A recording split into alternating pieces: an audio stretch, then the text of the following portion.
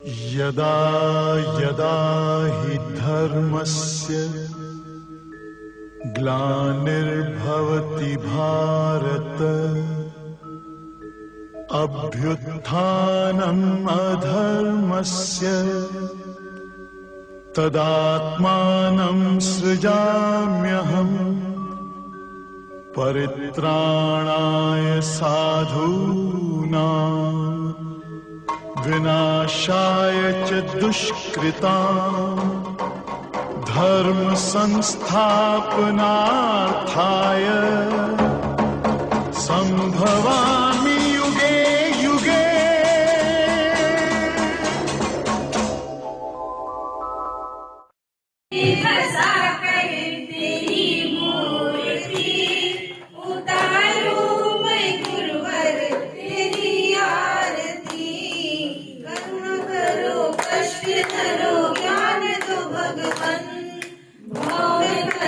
नाम मेरी तार दो भगवन, करुण करो कष्ट हरो ज्ञान दो भगवन। भाव में फंसी नाव मेरी तार दो भगवन। दर्द की दवा तुम्हारे पास है, दर्द की दवा तुम्हारे पास है। जिंदगी दया की है भीख मांगती, मन में बसा कर तेरी मूर्ति। उतारूं मैं गुरुवर तेरी आरती, मन में बसा कर तेरी मूर्ति। उतारूं मैं गुरुवर तेरी आरती, तेरी आरती माँ तेरी आरती, तेरी आरती माँ तेरी आरती। उतारूं मैं गुरुवर तेरी आरती।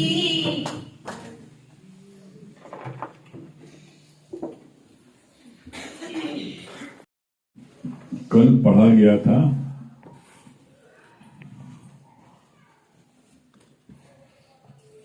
चित्त रूपी हवा के चलने पर हमारे अंदर ब्रह्मांड रूपी लहरें उत्पन्न होती हैं। जगत को सत्य जानने पर ही हमारे अंदर कभी मोह की कभी द्वेष की तरंग उठती है। सागर में लहर उठती नहीं है। लहरें आकर कभी टकराकर छींटे मारकर लग जाती हैं। अपने को महासागर समझो, यहाँ तक कल हुआ था। अपने को महासागर समझो तो किसी प्रकार की कोई भी तुमको लहरों का इफेक्ट नहीं होगा। आज क्या बोल रहे भगवान? गुम होके देख नजारा आप सारा महबूब की सूरत में। संसार में कई लोग उत्पन्न होते हैं, फिर चले जाते हैं, फिर से उत्पन्न होकर नए रूप में आते हैं। तरंग है जल रूपी, फिर जल में ही समा जाती है। फेन, जाग, बुदबुदे सब जल रूप हैं। सारे वनस्पति, जीव जंतु, यहाँ तक ये शरीर भी एक दिन लय हो जाता है। मुझ महासागर में कोई भी हालात या भूत प्राणी तुम्हें विक्षिप्त नहीं कर सकेंगे जब तुम अपने को महासागर समझोगे।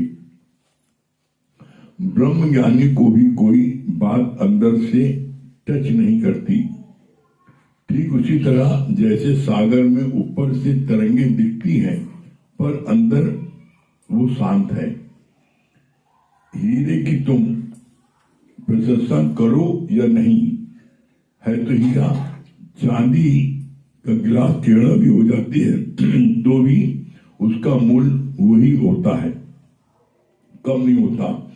ऐसे ही तुम्हारे को भी कोई कैसा भी शब्द बोले, कैसी भी हालात आए, फिर भी तुम्हारी वैल्यू घटने की जगह पड़ती है। विक्षेपता में एकता में रहो। सूर्य और धरती के बीच में चंद्रमा आ जाता है।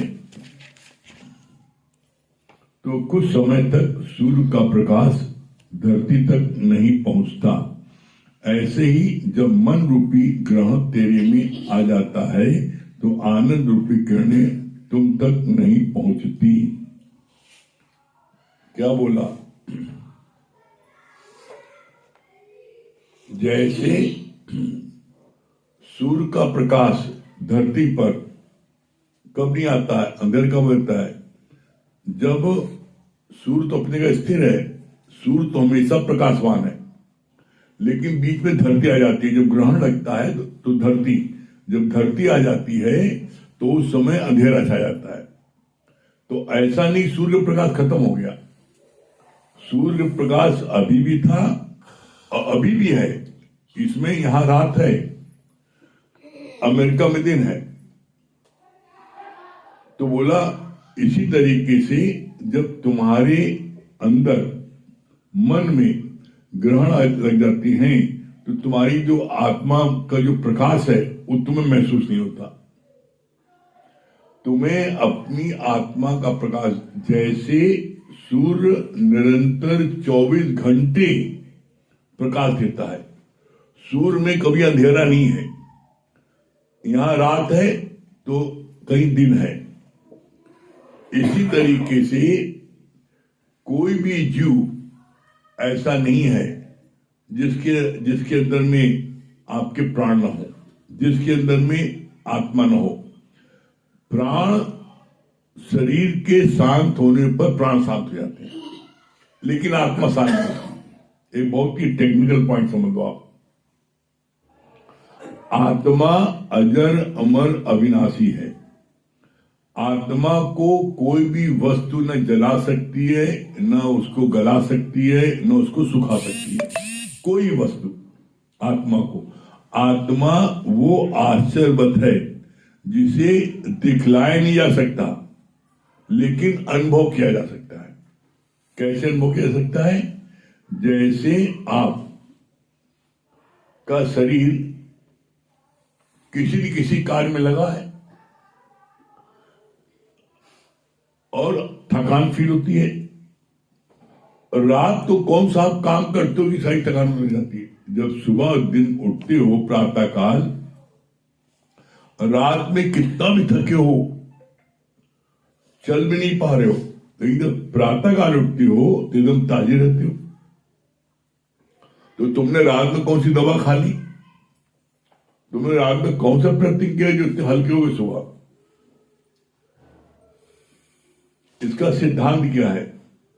जब रात में आपने कुछ नहीं किया तो क्या हुआ? आपके अंदर में ताकत का संचार हुआ। इसी तरीके से आप दिन भर कितना भी कार्य करो, लेकिन अपने मन में फील करो मैंने कुछ नहीं किया, भगवान ने करवा लिया, भगवान की शक्ति ने करवा लिया। तो आपको जैसे प्रातः काल उठने पर एकदम पूर्ण आप अपने को स्वस्थ महसूस करते हो, किसी प्रकार की कोई थकान नहीं रहती है, उसी तरीके से आप दिन भर अपने को फील करोगे। जब आपके मन में फीलिंग होगी मैं कुछ करने वाला नहीं हूं। और इसका जवाब भगवान ने दिया है। किसने? गीता में क्या बोला है?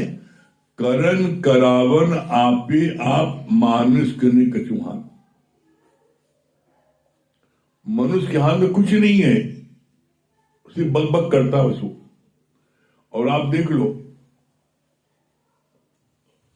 इंसान के सिर्फ मुख बोलता है, सारी इंद्रियां अपना कार्य करती हैं, वो कोई नहीं बोलती। सारी इंद्रियां अपना कार्य करती, कुछ नहीं बोलती। आंख देखती है, मुख बोलता मैंने अपनी आंखों देखा। अरे भाई मैंने अपनी आंखों देखा तो आंख बोले ना, तुम्हारा मुख क्या बोलता है? मैंने अपने कानों सुना, इसने इसको गाली बक्की, मैंने अपने कानों सुना, तो कान बोले, मुख क्या बोलता है? इसीलिए भगवान ने बोला पर धर्म में मत जाओ। पर धर्म क्या है? यही इंद्रियों का धर्म। हम समझते हैं हिंदू से मुसलमान, क्रिश्चियन, पंजाबी, फलाना टिकाना, उन्हीं ज्ञान के अनुसार पर धर्म है जो इंद्रियों का धर्म है। इंद्रियों का धर्म है आंख का धर्म देखना, कान का धर्म सुनना, पैर के धर्म में चलना, हाथ के धर्म में सेवा करना। तो जो इंद्रियां जो कार्य कर रही हैं वो कुछ नहीं बोलती, बोलता मुख अकेला है। तो इसी मुख को मौन रखो, और इसीलिए बोला गया है मौन ही सौन है। इसीलिए बोला जाता है इंद्रियों की शक्तियां बाहर की ओर जो, बाहर से तोड़कर अंदर से जोड़ लो। जब तुम अंदर से जोड़ोगे तो तुम्हारा कनेक्शन आत्मा से परमात्मा से हो जाएगा, तभी तो तुमको उसका आनंद मिलेगा। अब जैसे आप जब किसी चीज का इंजेक्शन लगवाते हो, तो आपकी बॉडी से जब इंजेक्शन जाता है अंदर तभी तो उसका असर होता है। तो इसी तरीके से जब आप जो ये शक्तियां हैं सारी इंद्रियों की, इसको तोड़ करके अंदर जोड़ लो। जब ये अंदर देखेगी तो क्या है, अंदर ही है सारे माल खजाने, सब कुछ तेरे अंदर है, बाहर कुछ नहीं है। ये तुम्हें भरम हुआ बाहर, बाहर कुछ है ही नहीं ना। इसके लिए आप देख लो, जो ये बोला गया है चित जल पावक गगन समीरा, 5 तत्व से ये शरीर बना है। धरती, अग्नि, जल, वायु, आकाश, और यही 5 चीज बाहर है। जो बाहर वही अंदर है, लेकिन तुम अंदर देखने की कोशिश नहीं करते, क्योंकि ये चम की दृष्टि बाहर जब है तो बाहर ही देखती है। इसलिए बोला है इंद्रियों की शक्तियां बाहर की ओर जो, उसे तोड़कर अंदर जोड़ लो। जो ये आंखें बाहर देखती हैं उसको तो अंदर जोड़ो, देखो अंदर क्या है। जब तुम अंदर झांकोगे तो देखो सब चीज तुम्हारे पास है, कोई चीज तुमसे दूर नहीं है। और जब सब चीज तुम्हारे पास है तो तुम किसके लिए भाग रहे हो? हम भागते तब तक है जब तक हम समझते ये चीज हमसे दूर है, हमसे अलग है। जो चीज मेरे में है हम उसको प्राप्त करने की कोशिश करेंगे? नहीं करेंगे। तो कितना अच्छा बोला भगवान ने यहाँ पर, कितनी अच्छी बात बोले यहाँ पर। जीव जो है संसार में आता है जाता है, बड़े भाग्य मानुष तन पावा। तुम्हें मनुष्य तन मिला इसलिए कि तुम भगवान को अपने अंदर से प्रकट करो, इसलिए नहीं मिला है कि इसमें इसको विषय विकारों में गिराओ, इसलिए मिला है। और तुम इसको इसमें गिरा रहे हो। तो यही बात बोली इसमें कि तुम अपने, अगर तुम संसार के जो जैसी हैं, जैसे पशु हैं, खाना पीना भोगना, तिनका पशु समान। अगर तुम भी खाते हो पीते हो भोग विलास में तुम डूबते हो, तो पशु में तुम्हारा फर्क क्या है बताओ? अरे यही तो फर्क है, तुम मनुष्य हो, मन के ईश। और जो ये तुमको शरीर मिला है, जान के ताजु मानोगे, इस शरीर को प्राप्त करने के लिए देवी देवता तरसते हैं। देवी देवता इस शरीर को प्राप्त करने के लिए तरसते हैं। क्यों तरसते हैं? देवी देवता की वैल्यू क्या है? तुम्हारी वैल्यू है लोहे की, और देवी देवता की वैल्यू है चांदी की। तो लोहे के कंपेरिजन में चांदी की बहुत कीमत है। लेकिन चांदी को पारस से छुआओ तो चांदी चांदी बनी रहेगी,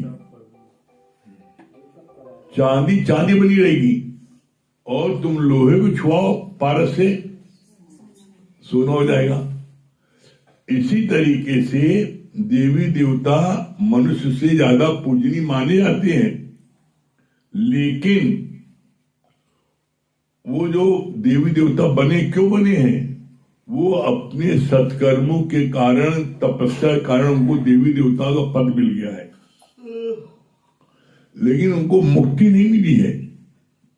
जो उन्होंने पूर्ण कर्म किए हैं, जिसके कारण उनको देवी देवताओं का पद मिला है, जब उनके पूर्ण कर्म समाप्त हो जाते हैं तो उनको फिर नरक लोक में ढकेल दिया जाता है। जाओ फिर नरक लोक में, वो मुक्ति प्राप्ति कर, देवी देवताओं के रहते हुए मुक्ति प्राप्त नहीं कर सकते, लेकिन मनुष्य योनि से मुक्ति का मार्ग जाता है। उनको मनुष्य योनि में आना पड़ेगा फिर, और उसके बाद मनुष्य योनि में अगर वो गीता ज्ञान सुनते हैं और गुरु के वचनों को जीवन में लगाते हैं तो मुक्त हो जाते हैं। नहीं तो इस संसार में कोई व्यक्ति मुक्ति प्राप्त नहीं कर सकता। मुक्ति प्राप्त करने के लिए ये जरूरी है कि तुम्हारे को गीता ज्ञान सुनना। जब गीता ज्ञान सुनते हो तो क्या होता है, तुम्हारी किसी चीज में आसक्ति नहीं रहती। सब थोड़ा अचीवमेंट क्या होता है, गीता ज्ञान को सुनने के बाद हमें जब पता लग जाता है ज्ञान में कि एक ब्रह्म सत्य, बाकी सब मिथ्या है। तो फिर जब मिथ्या है तो हम मिथ्या चीज के लिए ललायत नहीं होते, आसक्ति नहीं होती। जैसे आप डाइनिंग टेबल खाना खा रहे हो, खाना खाने के बाद तुमने सोचा बड़ा सुंदर सेव है लाल लाल, इसको खा ले। अब तुम जब हाथ उसकी जब बढ़ाते हो तो तुम्हारे बगल में दोस्त जो बैठा है वो उस घर में पहले से आता जाता है, उसको पता है ये सेव मट्टी का है, नकली है। तो तुमको जो है चुटकी का काटता कहता ये जो है नकली है, मट्टी का है। तब तुम खाने के लिए दोनों हाथ लगाओगे? नहीं लगाओगे। इसी तरीके से गुरु हमको यहां समझाता है कि जीवन में तुम जिस तरफ भी आकर्षित हो, तो ये बड़ी सुंदर लड़की है, वो लड़की जब लड़की देखते हो तो तुमसे फंसते हो। जब बोला भगवान के अलावा इस पूरे ब्रह्मांड में कुछ है ही नहीं ना, एक टेक्निकल, इस पूरे ब्रह्मांड में एक ब्रह्म के अलावा कुछ है ही नहीं ना। जो तुम्हें सुंदर लड़की दिख रही है, सुंदर लड़का दिख रहा है, वो सुंदर न लड़की न लड़का है ही ब्रह्म। वो कैसे, इसका प्रमाण गीता में इस पर शब्दों में दिया भगवान कृष्ण ने। जब अर्जुन को भगवान कृष्ण उपदेश दे रहे थे और ये बोल रहे थे कि मेरे तुम्हारे अनेकों जन्म हुए हैं, तू नहीं जानता मैं जानता हूं,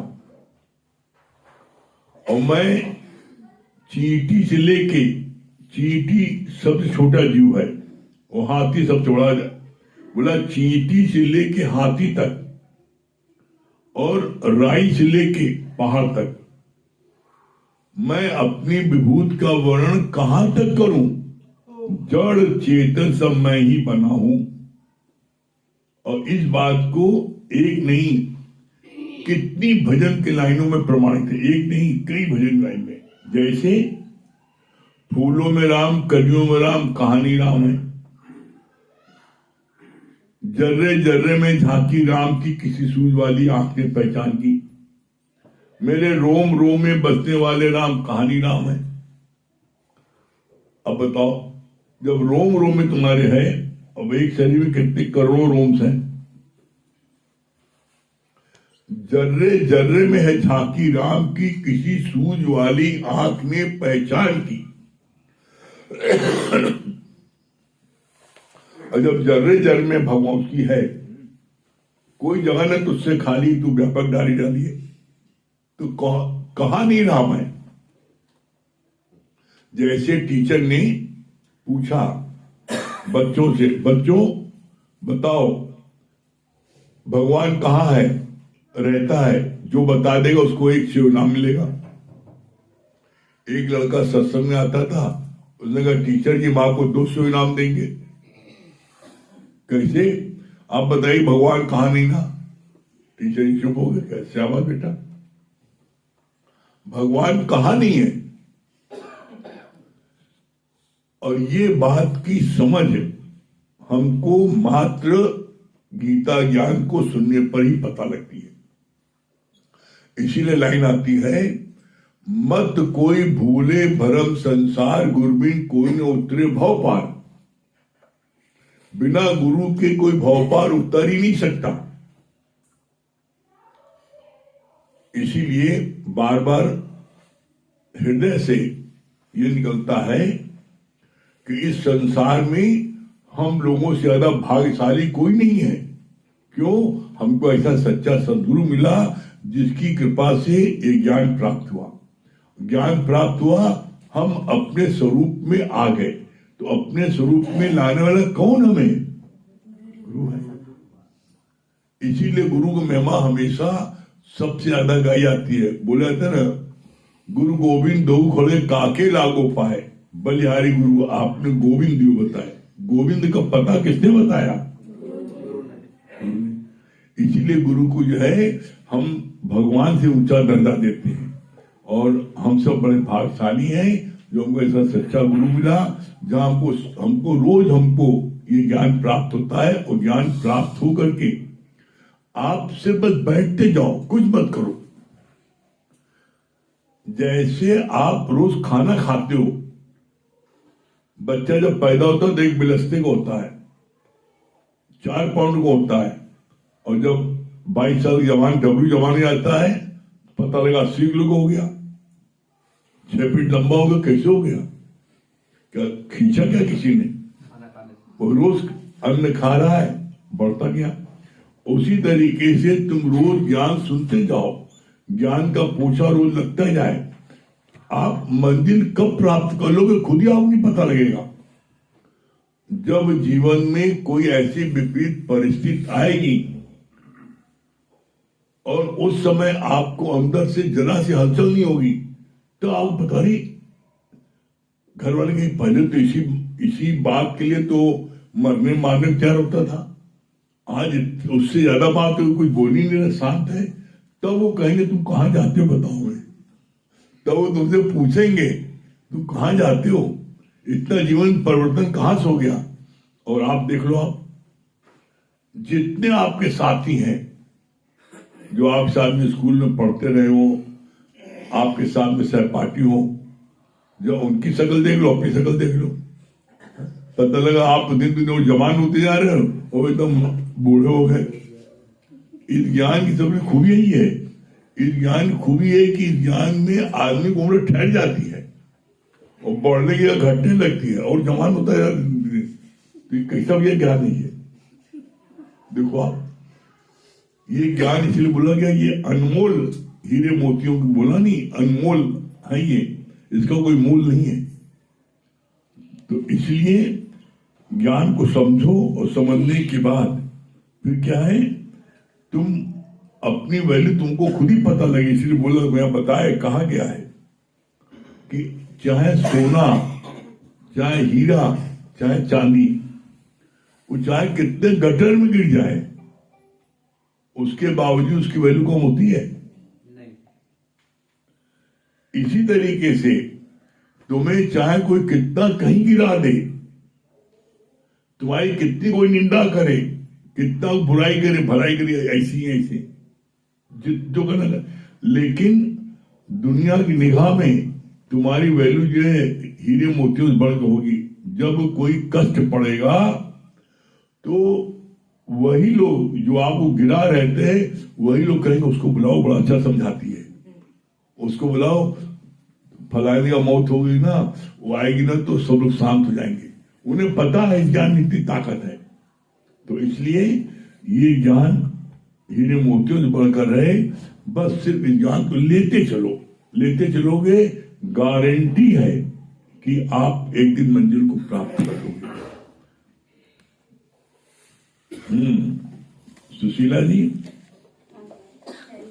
बताइए, क्या बता रही हो, भजन सुनाइए।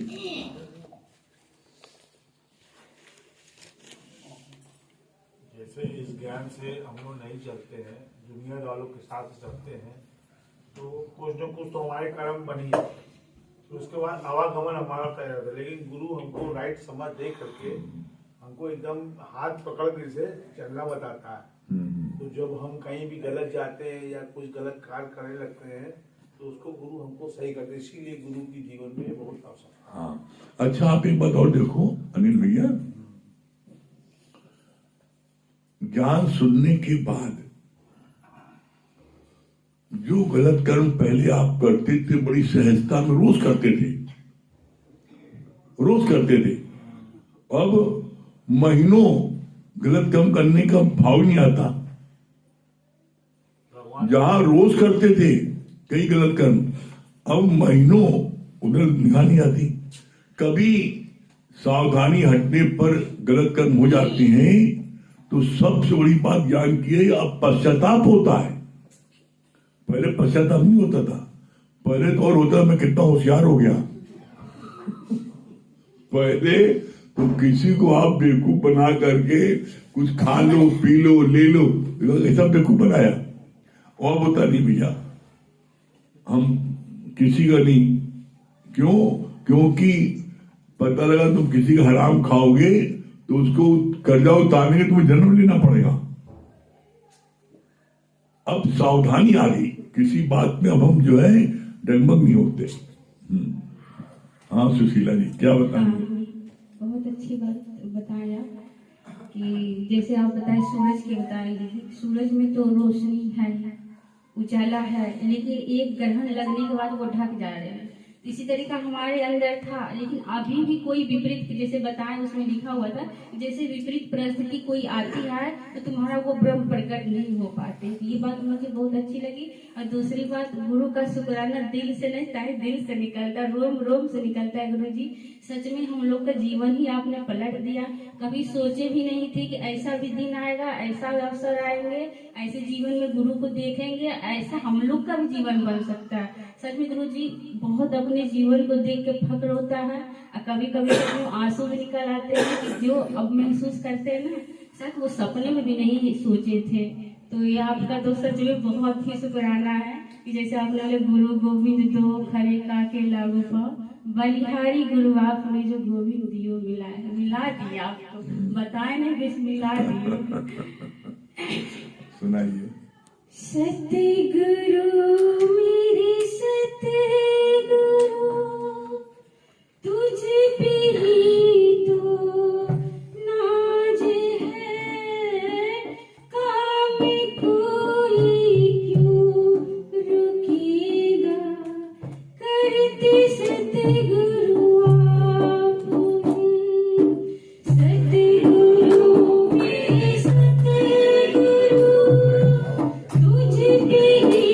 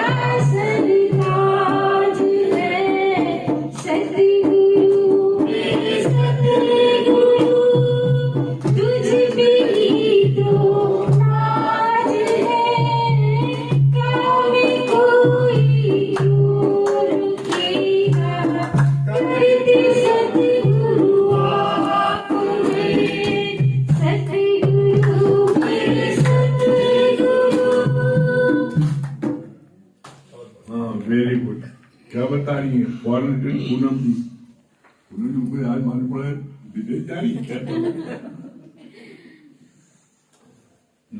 हरिओम गुरु जी, बहुत अच्छा आपने उपाधि दिया महासागर की, कि हम सब वही महासागर स्वरूप है। जैसे आपने सूर्य का उदाहरण दिया आत्मा से, कि जैसे सूर्य कभी नहीं ढकता, जब ग्रहण लगता है तो हम सोचते ढक गया, लेकिन सूर्य तो वही है। ठीक वैसे ही आत्मा हर समय रहती है, सूर्य जैसा है। लेकिन एक मन जब कभी कभी विकारों ढक जाता है, उसको ग्रहण लगता है, तभी हम भूल के दुखी सुखी होकर रोने पीटने लगते हैं। तो आपने एकदम क्लियर कर दिए, एकदम जैसे पक्का विश्वास हो गया कि हर समय से हम सिर्फ अपने स्वरूप को याद में रहेंगे तो कभी हम भटकने नहीं पाएंगे। ये बात बहुत अच्छी लगी। संगीता,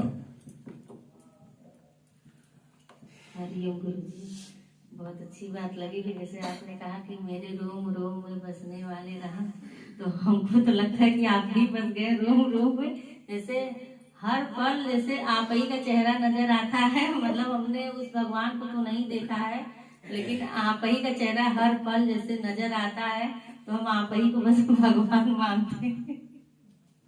बस यही चेहरा। और एक बात ये भी बहुत अच्छी लगी गुरु जी की जैसे आपने कहा ना कि है इंद्रियों की शक्तियां बाहर की ओर, जो बाहर से तोड़कर अंदर से जो लो, जो कुछ भी है वो हमारे अंदर है। ये बात बहुत अच्छी। श्याम की मीरा। हरिओम गुरु जी, जैसे आपने बताया ना, जल्ले जल्ले में है झांकी राम की, किसी सूझ वाली आंख में पहचान की। जैसे कभी कहते हैं ना कि कौन कहता है रब का दीदार नहीं होता, कौन कहता है रब का दीदार नहीं होता, आदमी खुद ही है जो तलबगार नहीं होता। गुरु के चरणों में सर को झुकाकर तो देखो, कोई ऐसी जगह नहीं जहाँ रब का दीदार नहीं होता। बहुत सुंदर, बहुत। हाँ, क्या बोली दिनेश की रूही? हरिओम गुरु जी, बहुत विशेष बताए।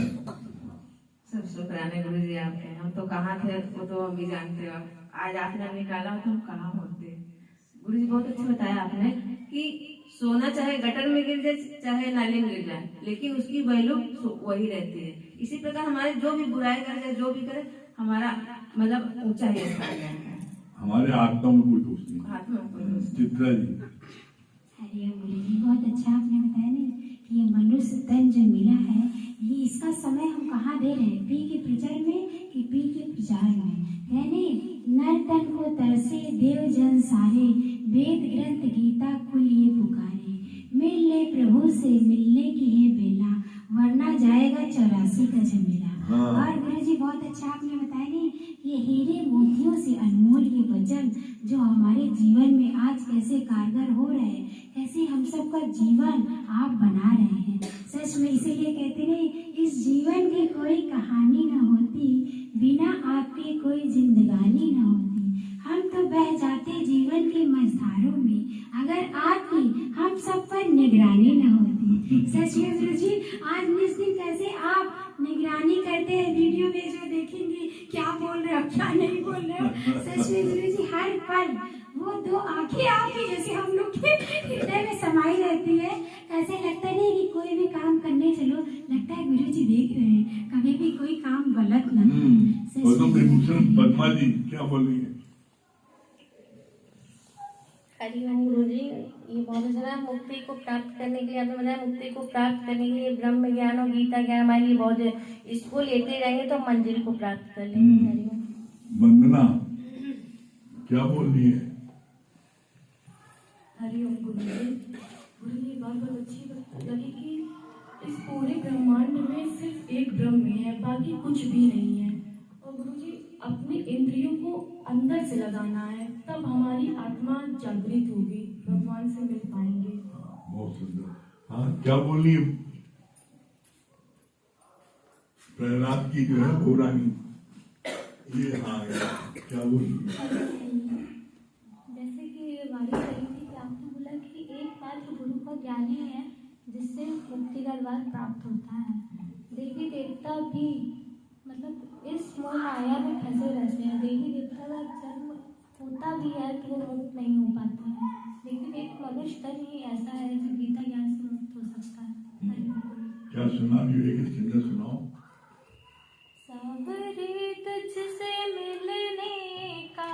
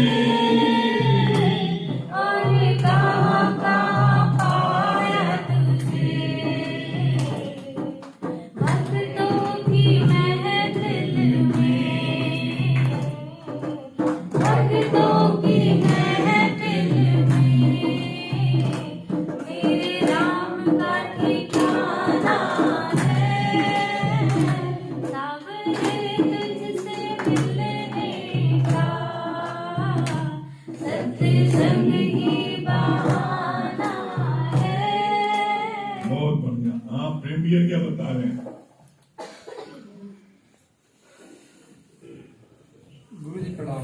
आपकी ये बात बहुत अच्छी लगी कि आत्मा अजर अमर अविनाशी है और सारा माल खजाना अपने अंदर ही है। ये बात बहुत अच्छी।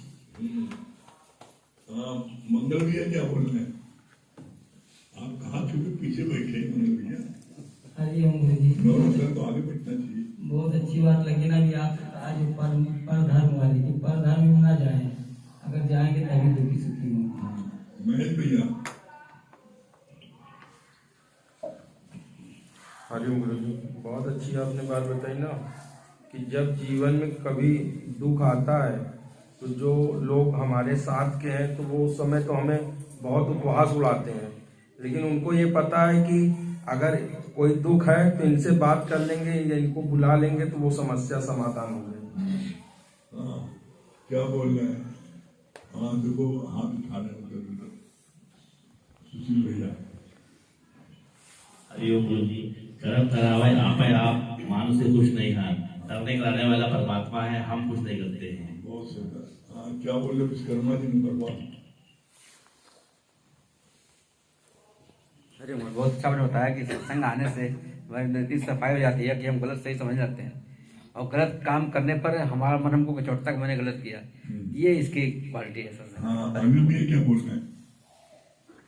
जैसे हम गुरु ज्ञान पे आ जाते हैं तो जैसे माया के कार्य कर देते हैं तो करना तो पड़ेगा ही, तो भाई शरीर है, शरीर का धर्म है, लेकिन एक सुजागी आ जाता है कि हम अपने मन वचन वाणी से तन से अपनी शुद्धि बना के रखें, नहीं तो हमारे दिन भर जो है कर्म बनने में तैयार है। और ये गुरु के ही प्रताप है जो हमारी हर पल रक्षा करता है कि कैसे जो है हमको अपने अपने कर्मों में कैसे सुजागी देता है। हाँ, नरेंद्र भाई क्या सुना रहे हैं?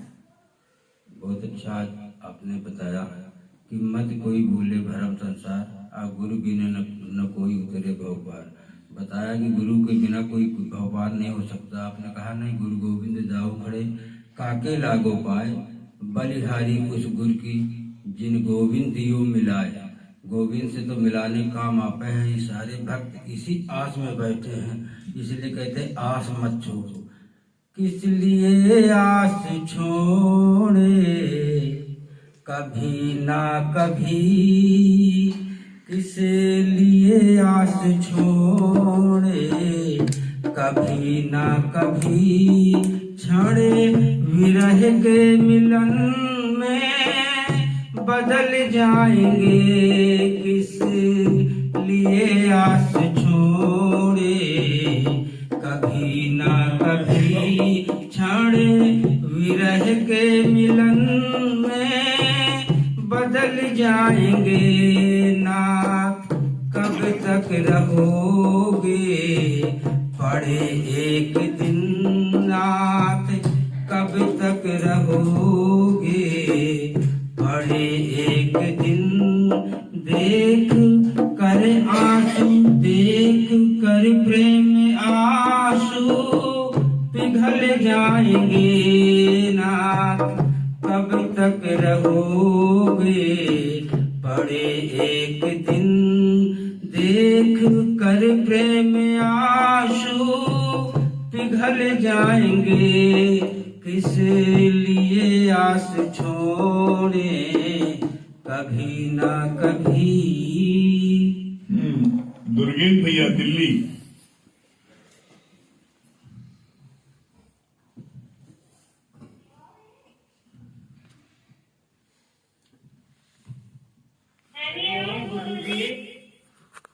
हाँ, क्या बोल रहे दुर्गेश भैया?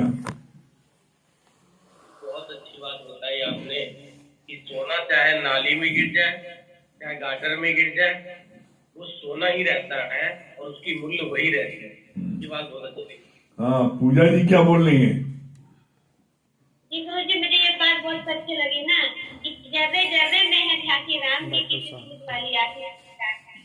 आज आपने ऐसे लायक बता दिया कि आज परमात्मा महसूस भी होते हैं और आपने भगवान के दर्शन भी होते हैं। हाँ, डॉक्टर शांति दिल्ली। हरिओम गुरु जी। हरिओम, क्या बोलिए डॉक्टर शांति? गुरु जी, आपने बहुत अच्छा बताया।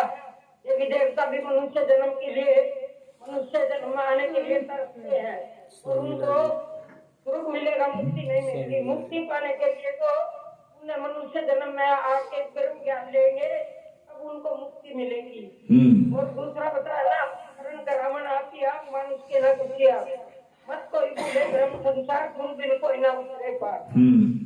शर्मिला जी, दिल्ली। हरिओम। हरिओम गुरु जी। आपके गुरु जी ये बात बहुत अच्छी लगी, कर्म करावन आपे आप मानुष के ना काछू हार। ये बात कहते नहीं, रोम रोम में बसने वाले राम, भगवान कहाँ नहीं है, कहाँ पे राम नहीं है, ये बात बहुत। हाँ, सीमा चक्रवर्ती। सीमा जी।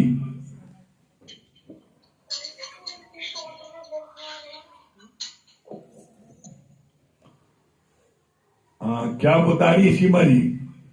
हरिओम गुरु जी।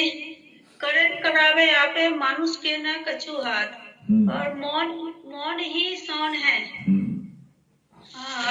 आप अपने स्वरूप में हमें गुरु जी ने लाए। चलिए, बहुत सुंदर। ओम का जाप कर ले।